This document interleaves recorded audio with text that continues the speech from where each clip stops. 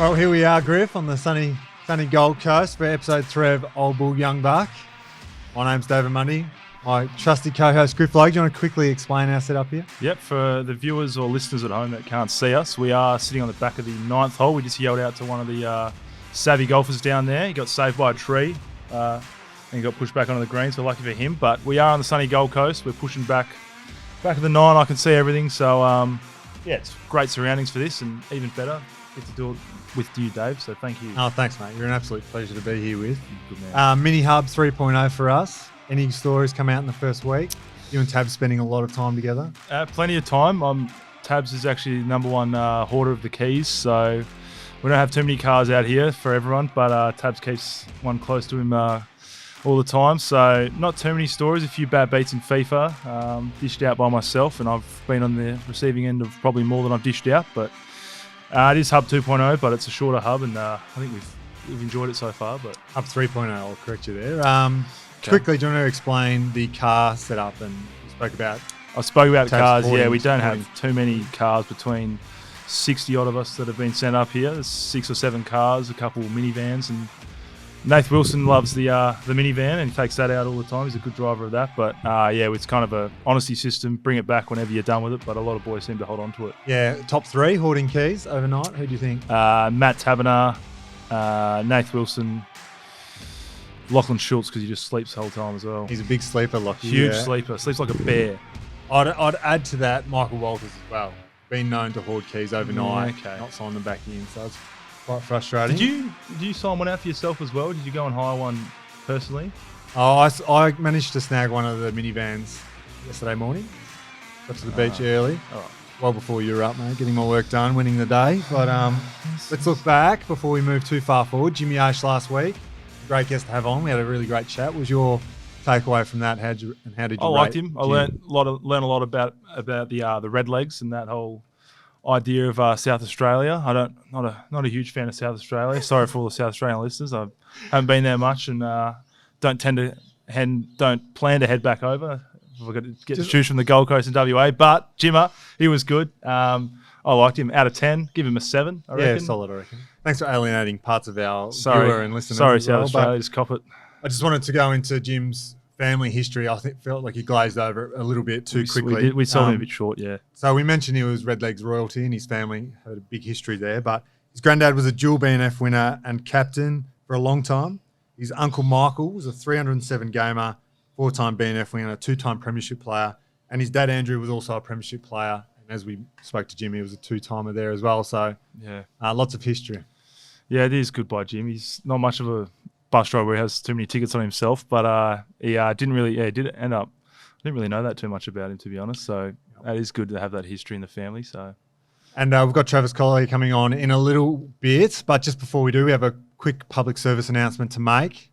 Due to popular demand, Old Bull Young Buck will be going to weekly podcasts. We're back, baby. So thank you for your support. We appreciate you listening, your viewing, or however you digest our podcast. But we're having a great time producing it. I feel like Griff's slowly growing into it, and so we'll be coming to you weekly from now on for the rest of the season. Stuck with us for a week, so cheers. Well done to you, Dave. Anyway, enough of us. We'd like to welcome our third guest. Definitely not the final guest. He is here. Trav Colyer, welcome. Boys, thanks for having me. Put it there, mate. Travis, TC. Right. Hey. How you liking it, mate? What do you think? You're up here in the Goldie, and then we gave you the shout out. We gave you a call up to here. How'd you feel? Are you honoured? I've come in a little bit raw, not really knowing, seeing a few little clips here and there. Spoke to Jim briefly. Not a supporter then. I wouldn't say I've dipped the toe in as of yet, but maybe after this, right. It's sometimes it's a bit like the pre-season. You have 2 warm-up games before you get to the real one. So we're here now. So this is round 1. It's round 1. You'd want to make sure it's a good round 1, mate, because if you couldn't have been worse than our one, but okay, fair enough. Well, we've set up for you, Jim. As Griff mentioned earlier, we're on the back of the 9th hole here. You're a huge golf lover yourself. You're a member at Royal Carina. Lake Carina. Lake Carina. Excuse me, mate. Sorry, please. LKCC. Joined there last year. Didn't get too many games in before COVID, unfortunately, came in. But once the season ended and we were able to play more, I've been out sort of once a week, trying to get twice a week and get a bit more regular. And being pretty close to it where I live, and makes it a pretty nice little little sanctuary where I can go up and just get away and walk the lovely fairways that Karrinyup has to offer. Yeah, beautiful. And so you try and play every week, and you try to, yeah, once a week. We've got a little crew at the moment with Andy Brayshaw, Sam Sturton, and Lloyd Meek primarily sort of jumping in that 4. And we'll either be down at Royal Freo where the boys are members, and if I can drag them north, I'll get them up to Karrinyup. I try and play once a week, get into the with the Sunday games. I guess the positive is we get Wednesdays off, so the Wednesday comp out at Karrinyup in the morning. Are you the king of the north? Some would say. Have been likened to another character of the Game of Thrones series. I wonder who. Yeah, not sure who that one is. I'll get to that a bit later. That one out. Yeah, look, not gonna claim it, but if that's what's being thrown, I'm happy to take the mantelpiece. It's a nice little quartet you've got going there. How would you rank them? Obviously, Trav Colyer number 1, but clearly. Who's a distant second?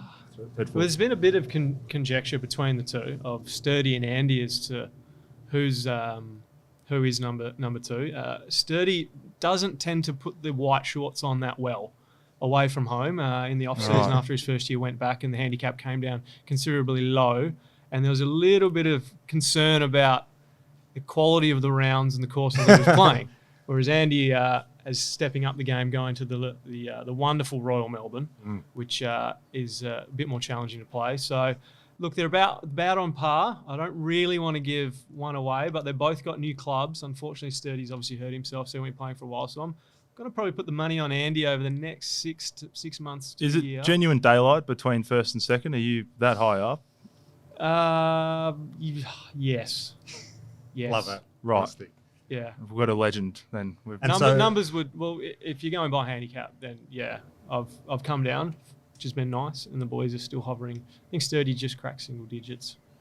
So what are you running now, handicap? I'm down at 5. Beauty. That was the aim, sort of, and now it's sort of just trying to dial it in and get a little bit lower.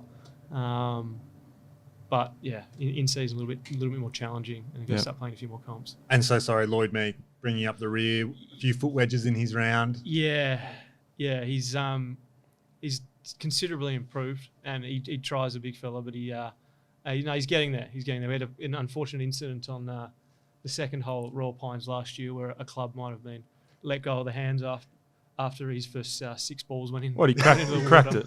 Yeah, might have got thrown onto the ground and ricocheted onto someone's leg.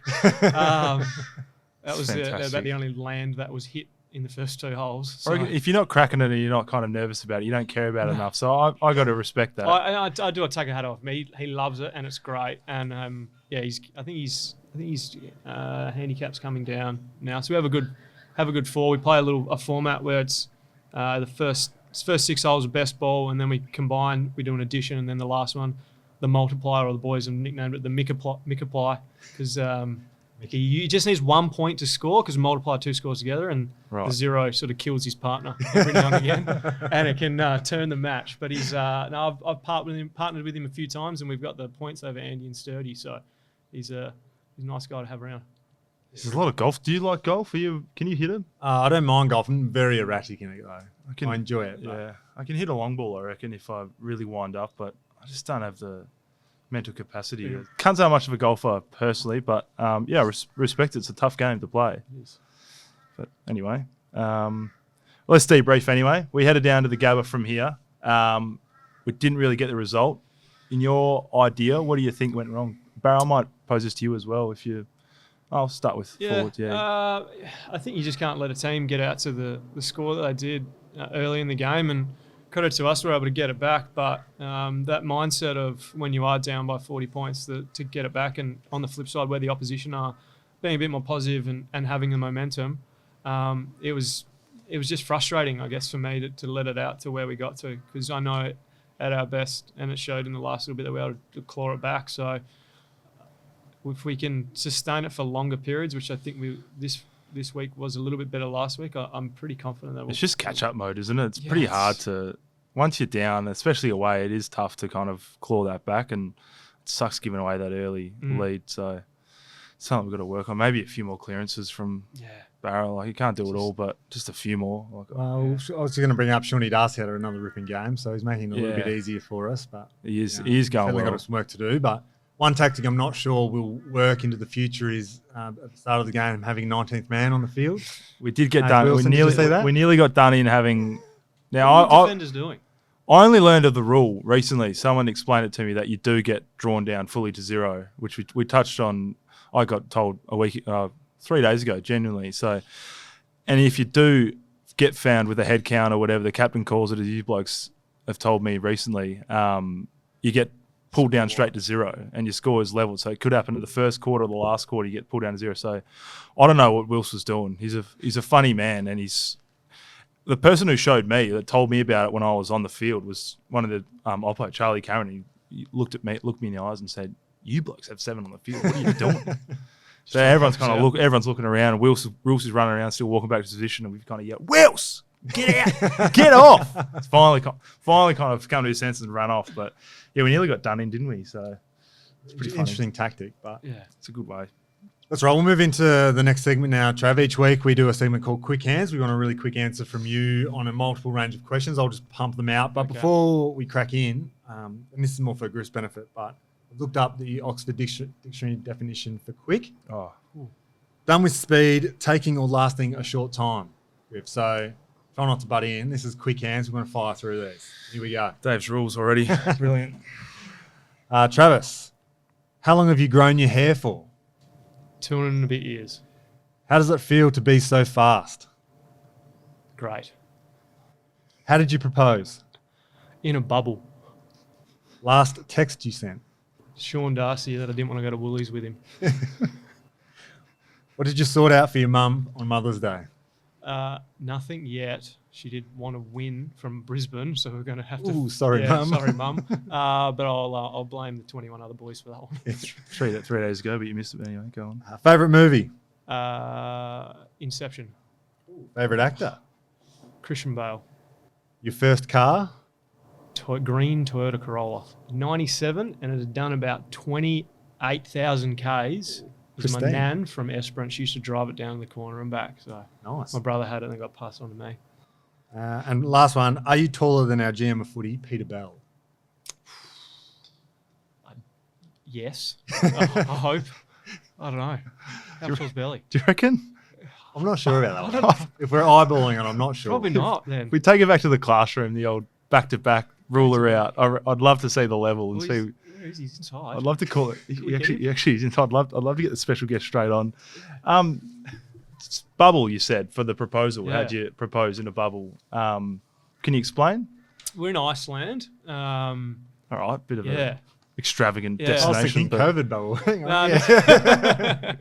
Yeah, geez, the bubble before the bubble. No, we're in Iceland, and we'd organised a day trip out with this big car, and there's at the end of the night there's these bubbles that are clear, and you basically just look up into the sky, and when you sleep you got your bed in there, and just I thought the bubbles were a nice little spot when it's clear. I reckon I've seen them on Instagram. Those, Yeah. They're pretty amazing. So in the bubble, and who would have thought that would have really been a sign for the next years to come? yeah, right. Just bubbles. Well versed bubble. in the bubble I department, know. then, aren't you?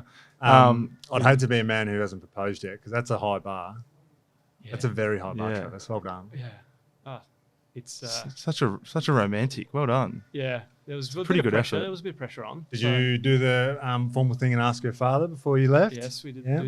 We did the asking. Well, there was one day, funnily enough, we were in Norway before, and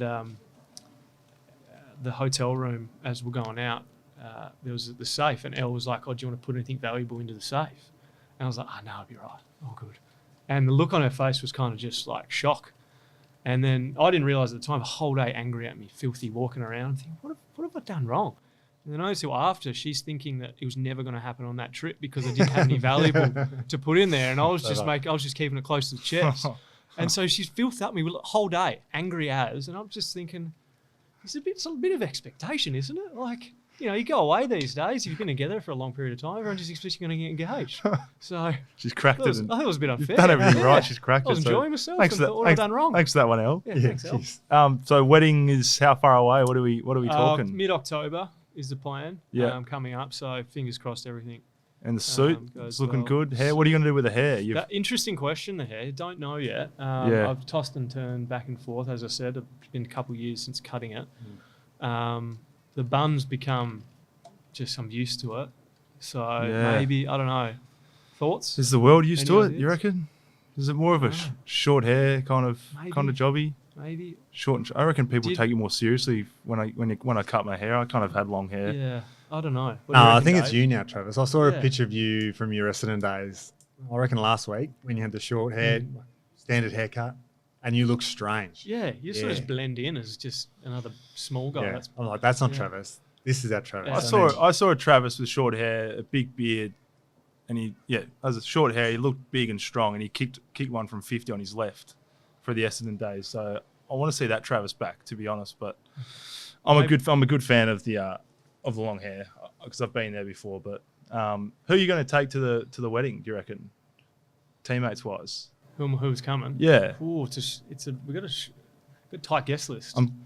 Yeah. I hate to put it on you. I hate to put it on you if I haven't been asked already. I mean, if you've already sent invites, then good on you. Good on you. But still firming that well, little area. I'm 23. I've been to, I was saying that maybe 23 funerals, and I genuinely haven't been to one wedding yet. I put the pressure on Stevie Hill last year and said, "Steve, do you mind if I come?" I was sitting in the back, mate. I don't care. He's a quiet spoken guy. You can come to the cathedral. Well, that's not good enough. No, don't worry about it. Maybe we'll see how the ratings go off this one. Send out a poll. Can we send out a poll to our listeners and say, get Logue, get G Logue to Trav wedding day? Far out. I'd love to do it. Doesn't sound like it's happening. And I think you're asking the wrong person of the duo. Yeah, I think I'm still waiting for my invite to the wedding. Els sort of planned it all. Probably still flat at you for not putting anything valuable in the box, mate. Before Griff Crowes, we'll move on really quickly. Yeah, Trav, grew up in WA, drafted to Essendon. Do you want to talk us through that kind of part of your journey? Yeah. It's just surreal, really. You sort of can, as you get older, it's easier to look back on and see these things in isolation and look at it from when the new guys come into the footy club. And it probably started more of going into the under-18s year of, is footy something that I could potentially make a career out of? Obviously got to get drafted to do that, and having some really good conversations with one of my best mates I was at uni with, obviously doing uni and playing footy at the time, to lead into the draft, sort of thinking, it could be a chance, and sort of didn't think that at the pick that I went, that it would have been me. And it was what pick were you? 26. Yeah. I had a good mate from school, Mitch Duncan. I thought he might have gone at that one. He went, I think, 2 picks later.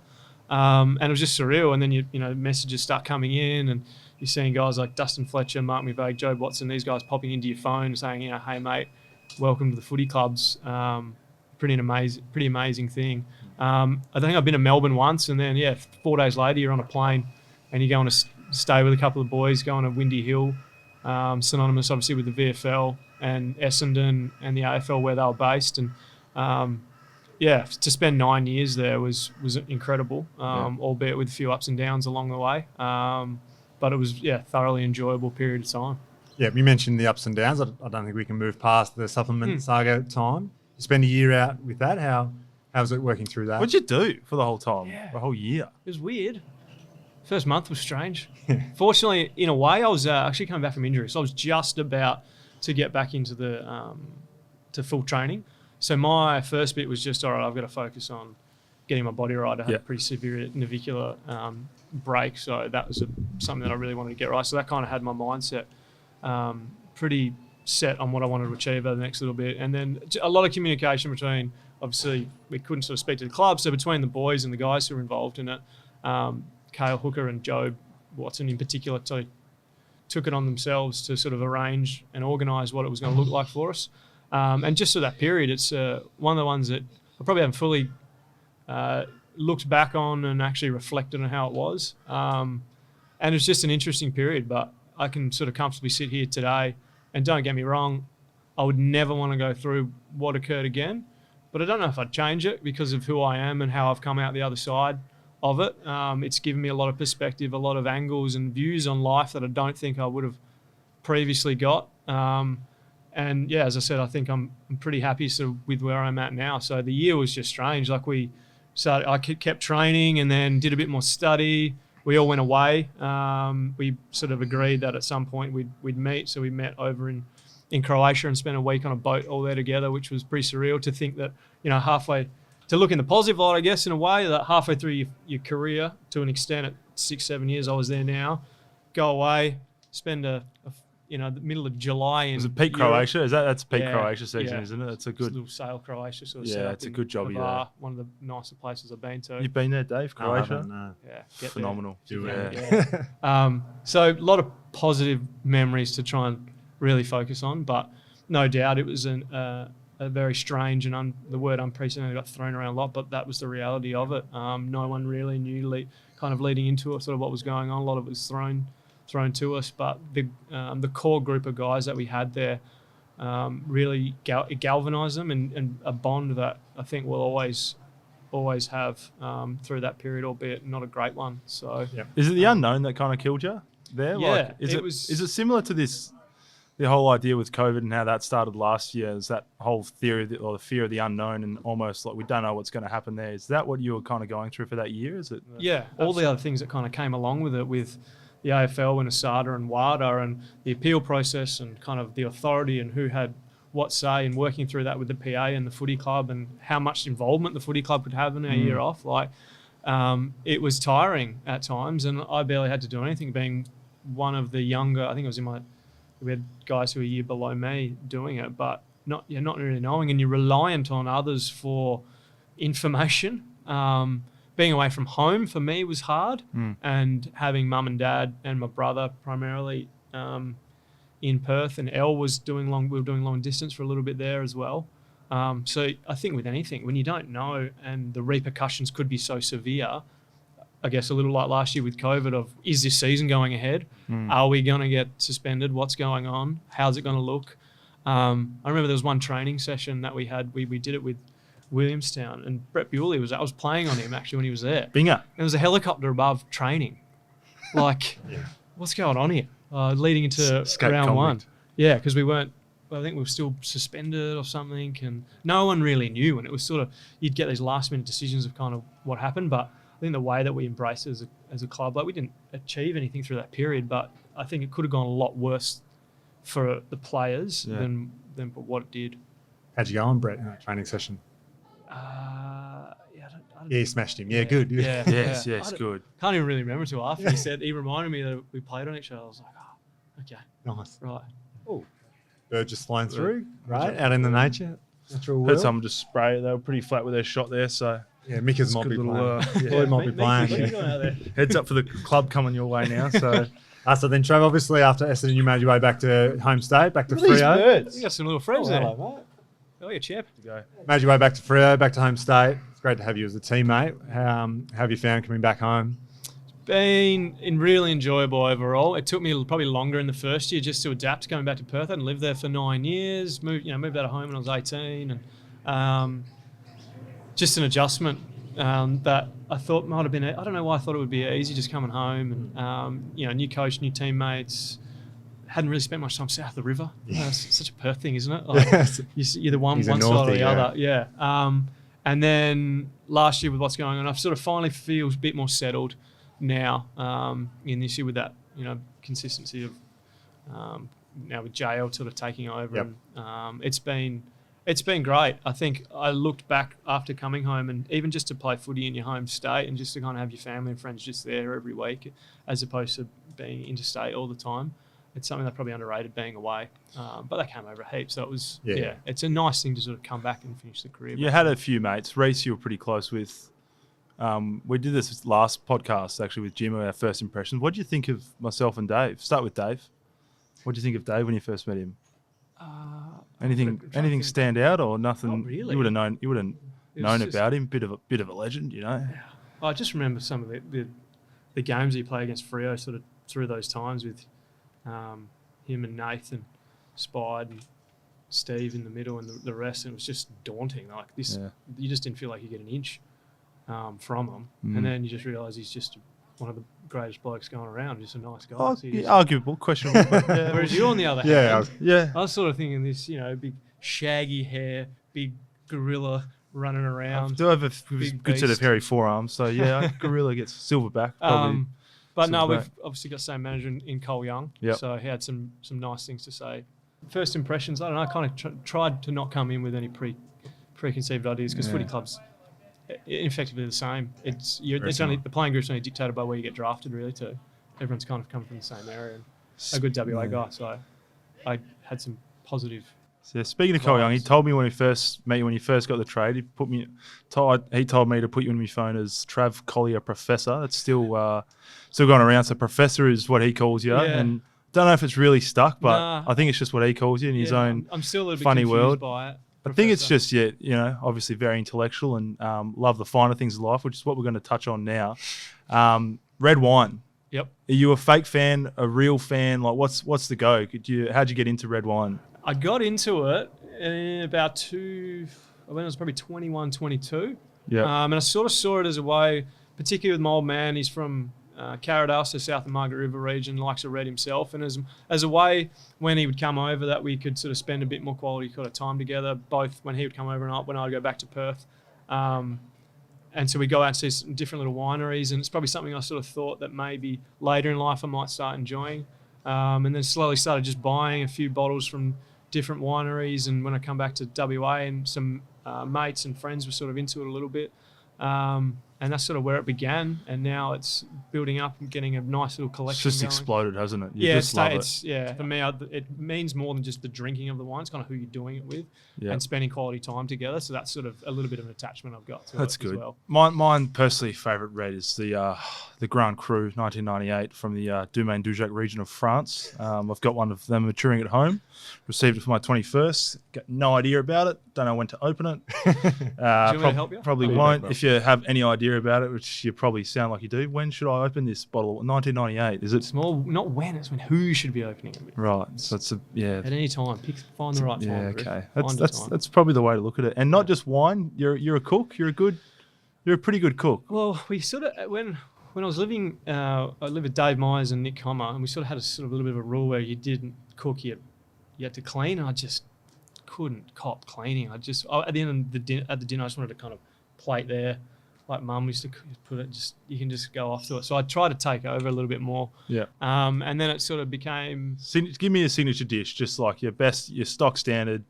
Maybe even pair it with your blend of Tom Cullity, Professor, bloody whatever it is. I wouldn't blend my signature dish. All right. Well, scratch that. Scratch that, mate. You're popping a bottle of pepper jacks with it. Just give me a. So we go to probably be a bit of salmon on the barbecue. Yeah. Pretty simple. Like I'd say I'd more be a simple cook than an extravagant. If you're gonna do it, you do it right though, won't you? Yeah, just simple things. So Yeah. yes, salmon, either on the barbecue or grilled. It's Yeah. not too fancy, but I don't really have to do so much cooking these days. Yeah, that's what I'm moving on to, because you are squatting. Yes. Is that the go? that's- Squatting. Yep. You touched on living south of the river. You're definitely north of the river now. Yep. North Perth, backing onto Medams. Medams, North all Beach. Yeah. Is the intel The we've in-laws. got. You're living with the I in-laws. need to check up my squatting rights as well. So when we actually get I think ownership. it's That's 6 months? Yeah. I'm not too sure either. I've but looked into it big time. No, very very lucky where we are now. We've moved up in with Elle's parents. Her dad Bill bought the house back in the mid '80s as a place to go windsurfing. So across the road from Medham's Pool, wonderful spot to be. As you said, it's in the north, but it's great. We're King really of the enjoying north. it there. And you're not moving. No, Yeah. Wolf of Wall Street. I'm not leaving. Great. Yeah. Change the locks. Yeah. Jordan Belfort. Last one, actually. Your sister is also a bit of an athlete. Cousin Netballer. Ingrid. Yes, my Ingrid, cousin. Younger netballer, West Coast Fever. She shoots hoops. She does. She premier in centre and then a bit of WDWA, I think, for the Fever. Yep. Unfortunately, she's had some pretty serious injuries in Had the a last knee, little yeah. bit, which is it's horrible. It's a shocking part of sport, isn't it? Yeah. Oh, We, funnily enough, had this same injury. It would have been 2 years ago, There's a- sesamoid. yeah, okay. And it was just literally popped up at the same time. It's no turf toe, but sesamoid's No still turf pretty toe. bad. Yeah. Yeah. Do you have any other injuries yourself, personally? Bad So- ones? so- What's one that really sticks out and was just terrible to get rid of? Because a Probably few my- years in the system Probably now. my thumb. I Yeah. broke it the last training session before round one. I want to say in my third year. That's Probably bad. going to play That's inconvenient. round one, tackle drill. Yep. I got caught in a jumper, and I just thought I'd sort of dislocated it. Didn't really know what was going on. The physio pushed on it, and a Bennett's fracture, which means you break the the bone down to the joint, and that got infected, and it just didn't get quite right. Did a So, real good job on it then. yeah, if you're going to do it properly, like none of these half-assed little injuries, and then you just linger around. So Yeah, that no, one, I probably wouldn't take that kind of No. ideology. You reckon? I I'm wouldn't not take that sure. with injuries. Yeah. Anything else, I reckon Yeah. you probably want to do it right. But injuries, I'd be happy to just cop a smaller one. Just a little one. To I be reckon, honest, yeah. yeah. So that wasn't ideal. Split my webbing in my hand.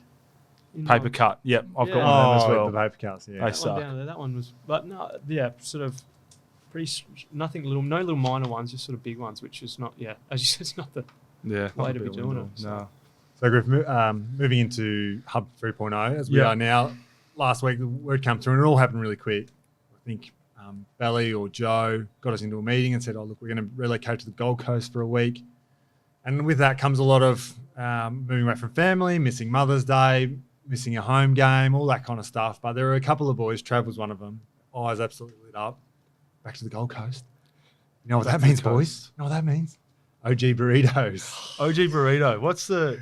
You rave on about it, mate. Like you do talk because everyone. The thing is, everyone trusts you. You're the professor, so Yeah. we know that The professor speaks. You've You got listen. you've got a pretty good gauge on these things. The OG burrito. Talk The me OG through it. burrito is good. I do allow Andy Brayshaw and Caleb Strong in particular.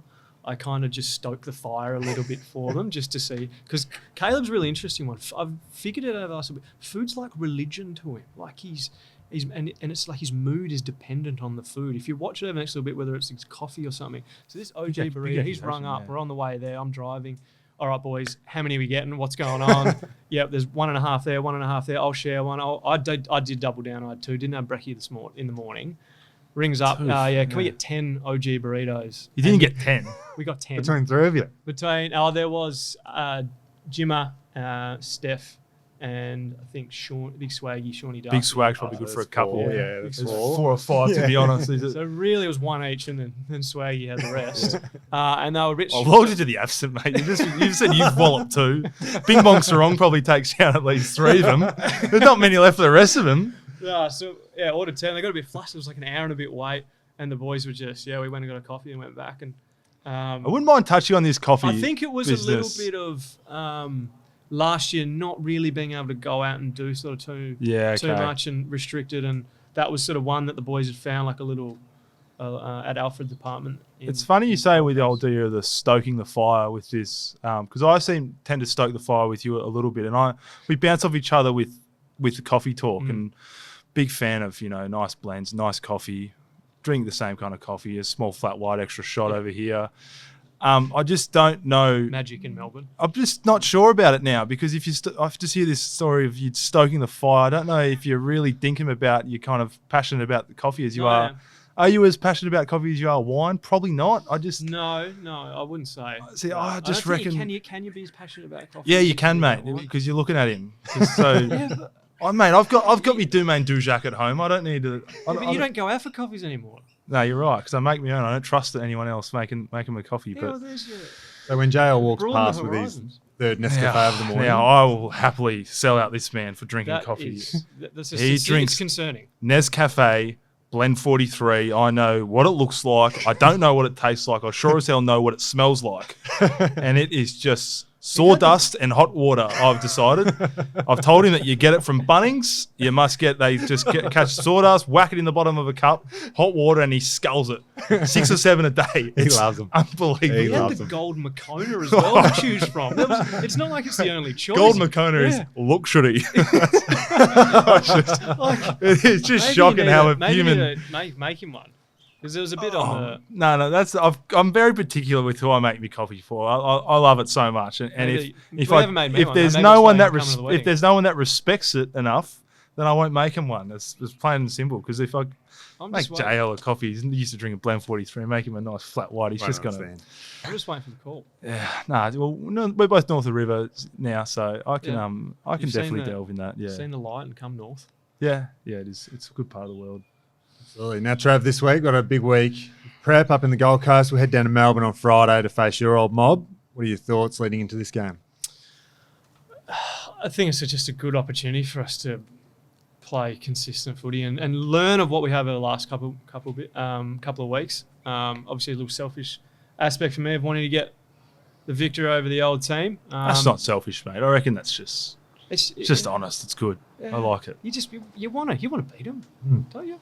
You got And many blokes left there still because they've had a fair bit of a turnover. Yeah, since when I first got drafted, still there now. There's not me. Michael Hurley, David Zaharakis, Cale Hooker. Hep was a year after me, but yeah. So not too many there anymore. Yeah, bit of a change. Yep.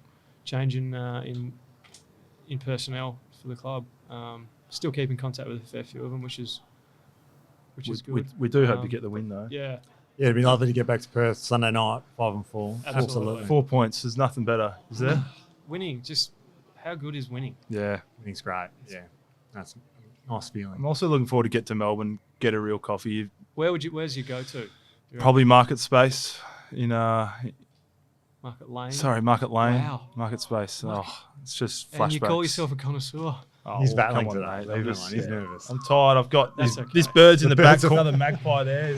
Well, in the interest of animal safety, I reckon we'll wrap that. Thanks for joining us, Trav. You've been a great guest. I'm sure our fans will love it.